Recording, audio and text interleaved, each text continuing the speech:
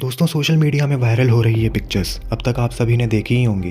Prime minister Narendra Modi के लक्षद्वीप जाने से और इन पिक्चर्स के वायरल होने के बाद से लक्षद्वीप इंटरनेट का सबसे ज़्यादा सर्च किए जाने वाला कीवर्ड बन गया है, जिसके बाद से मालदीव्स के कुछ मिनिस्टर्स ने पीएम मोदी के लिए डेरोगेटरी वर्ड्स का यूज़ करना शुरू कर दिया, जिस वजह से अब एक कंट्रोवर्सी क्रिएट हो चुकी है और बॉयकॉट मालदीव्स ट्विटर पर ट्रेंड हो रहा है और कई सेलिब्रिटीज़ अब लक्षद्वीप को प्रमोट कर रहे हैं। तो चलिए इस वीडियो में हम समझने की कोशिश करते हैं कि मालदीव्स को इंडियन प्राइम मिनिस्टर के लक्षद्वीप जाने से प्रॉब्लम क्या है। साथ ही प्राइम मिनिस्टर के द्वारा किए जाने वाली ये पोस्ट एक्चुअली में एक नॉर्मल पोस्ट थी या कोई जियोपॉलिटिकल मास्टर स्ट्रोक था।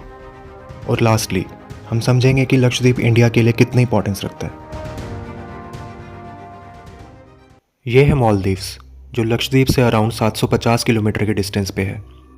अभी कुछ टाइम पहले ही मालदीव्स में इलेक्शन हुए हैं, जिससे उनके नए प्रेसिडेंट चुन के आए, जो है मोहम्मद मुइज़्ज़ू, जो कि एंटी इंडिया स्टांस रखते हैं। इवन मालदीव्स के प्रेसिडेंट ने अपने इलेक्शन कैंपेन में इंडिया आउट के नारे लगाए थे और इसी कैंपेन में इंडियन प्राइम मिनिस्टर को कुछ इस तरह से दिखाया गया था। और जब वो प्रेसिडेंट बन गए तो उन्होंने एक ऑफिशियल अनाउंसमेंट भी की कि वो इंश्योर करेंगे कि उनकी कंट्री में कोई भी फॉरेन मिलिट्री की प्रेजेंस ना रहे।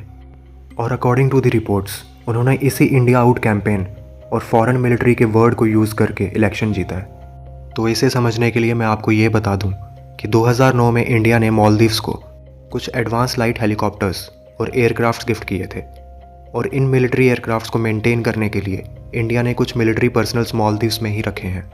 इसी के साथ मालदीव्स के बॉर्डर सेफ रहें तो उसके लिए इंडिया ने 2022 में 10 रडार स्टेशंस भी बनाए और इंडिया को उन रडार स्टेशंस को 30 साल तक मैनेज करने की परमिशन भी मिली है।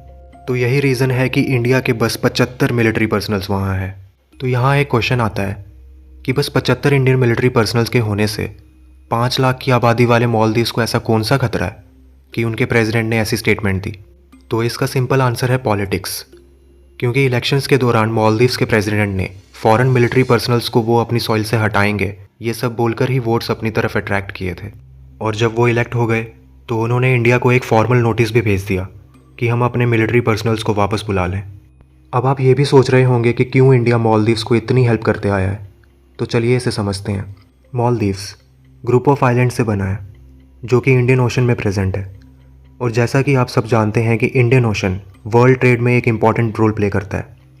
बहुत सारे important sea routes Indian ocean से ही होकर गुजरते हैं और इस इंडियन ओशन में इंडिया एक डोमिनेंट प्लेयर है, जिसमें इंडिया की नेवी एक बहुत बड़ा रोल प्ले करती है, जिस वजह से चाइना इंडिया की इस बढ़ती हुई डोमिनेंस को एक थ्रेट समझता है। और यही वजह है कि चाइना अपनी स्ट्रिंग ऑफ पर्ल्स पॉलिसी को बहुत ज़्यादा इंपॉर्टेंस देता है, जिसमें चाइना इंडिया के नेबरिंग कंट्रीज़ में स्ट्रेटेजिक इन्वेस्टमेंट्स कर रहा है और उनकी पॉलिटिक्स में भी काफ़ी इन्फ्लुएंशियल रोल प्ले कर रहा है, जिसका मेन मोटिव है इंडिया को सब तरफ से घेरना। इस स्ट्रिंग ऑफ पर्ल्स पॉलिसी में मालदीव्स भी आता है, जहाँ चाइना का बढ़ता हुआ इन्फ्लुएंस देखा जा सकता है। इलेक्ट होने के बाद यूजुअली मालदीव्स के प्रेसिडेंट पहले इंडिया आते थे, जो कि एक जेस्चर था इंडिया के साथ अच्छे रिलेशन बना के रखने का। लेकिन इस बार मोहम्मद मुइज़्ज़ू ने इलेक्ट होने के बाद ऐसा नहीं किया। पहले तो वो टर्की गए और उसके बाद वो चाइना जाने वाले हैं। साथ ही चाइना इसलिए भी मालदीव्स में अपना इन्फ्लुएंस बना के रखना चाहता है क्योंकि मालदीव्स की ज्योग्राफिक लोकेशन बहुत ज़्यादा इंपॉर्टेंट है। चाइना के पास सब है, लेकिन उनके पास एक चीज़ नहीं है और वो है तेल। चाइना अरब कंट्रीज से इंपोर्ट करके अपने तेल की रिक्वायरमेंट्स पूरी करता है और ये सारा इंपोर्ट इंडियन ओशन से मालदीव्स के पास से ही होके आता है और चाइना का एक्सपोर्ट होने वाला सारा सामान भी इसी सेम रूट से जाता है। और कभी फ्यूचर में अगर इंडिया चाइना की वॉर होती है और मालदीव्स का सपोर्ट इंडिया के साथ होता है तो ये चाइना के ट्रेड को इम्पैक्ट करेगा। तो यही रीज़न है कि मालदीव्स इंडिया के लिए स्ट्रेटेजिकली इंपॉर्टेंस रखता है। अगर एक्चुअल में हम देखें तो इंडिया से ही मालदीव्स को सबसे ज़्यादा फ़ायदा होता है। इंडिया उनके लिए बिजनेस भी जनरेट करता है और एसेंशियल रिसोर्सेज भी प्रोवाइड करता है। मालदीव्स में सबसे ज़्यादा आने वाले टूरिस्ट भी इंडियंस ही हैं। मालदीव्स के लिए टूरिज़्म इतना इंपॉर्टेंट है कि टूरिज़्म और फिशरीज़ को मिला के उनके 40% इकॉनमी बनाते हैं। इवन कई लाइन ऑफ क्रेडिट्स भी इंडिया मालदीव्स को प्रोवाइड कर चुका है, लेकिन फिर भी ये सब भूल के मालदीव्स चाइना की तरफ टिल्ट हो रहा है। तो यही रीज़न्स हैं कि हमारे प्राइम मिनिस्टर ने एक मास्टर स्ट्रोक खेला, जिससे मालदीव्स को एक स्ट्रॉन्ग मैसेज मिला इंडिया की सॉफ्ट पावर का। और साथ ही लक्षद्वीप की डेवलपमेंट के लिए भी कई सारे प्रोजेक्ट्स लॉन्च किए गए। जब पीएम मोदी ने ये पिक्चर शेयर की जहां वो स्नॉर्केलिंग करते हुए भी नजर आए, तो मालदीव्स के मिनिस्टर्स को मिर्ची लगी, जबकि पीएम मोदी ने किसी भी पोस्ट में मालदीव्स का कोई भी मेंशन नहीं किया था। लेकिन फिर भी उन्होंने डेरोगेटरी ट्वीट्स करना स्टार्ट कर दिया, जिसके रिएक्शन में इंडियंस ने भी बॉयकॉट मालदीव्स बोलना स्टार्ट कर दिया और मालदीव्स को लक्षद्वीप से रिप्लेस करने की बातें होने लगी। लक्षद्वीप, जो कि केरला से 360 किलोमीटर दूर है। लक्षद्वीप 36 आइलैंड्स का ग्रुप है, जिसमें 10 आइलैंड्स पर लोग रहते हैं।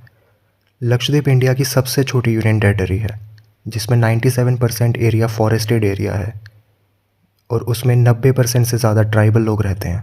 लक्षद्वीप में बड़ी स्केल पर डेवलपमेंट इसलिए नहीं की जाती थी क्योंकि लक्षद्वीप का most of the area tribals के लिए रिजर्व्ड है।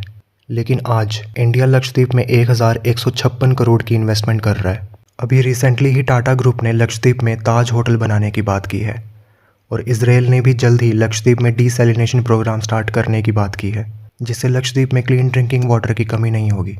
लक्षद्वीप इंडिया के लिए सिक्योरिटी पर्पज़ के लिए इम्पॉर्टेंट तो है ही, पर लक्षद्वीप की डेवलपमेंट से इंडियंस के लिए एक मालदीव से भी सुंदर अल्टरनेटिव बनेगा, ताकि इंडियंस अपने ही देश की टेरिटरी को एक्सप्लोर करें और टूरिज़्म इंक्रीज़ होने से लक्षद्वीप के लोगों को इनकम का सोर्स भी मिलेगा। तो लास्टली, मालदीव्स में जाके इंडिया आउट के नारे लगाने वाले लोगों को भर भर के पैसा देने से अच्छा है कि हम अपने ही देश में मालदीव से भी ज़्यादा सुंदर जगह पर जाकर पैसा खर्च करें, जिससे हमारे देश को और देश के लोगों को ही फ़ायदा होगा।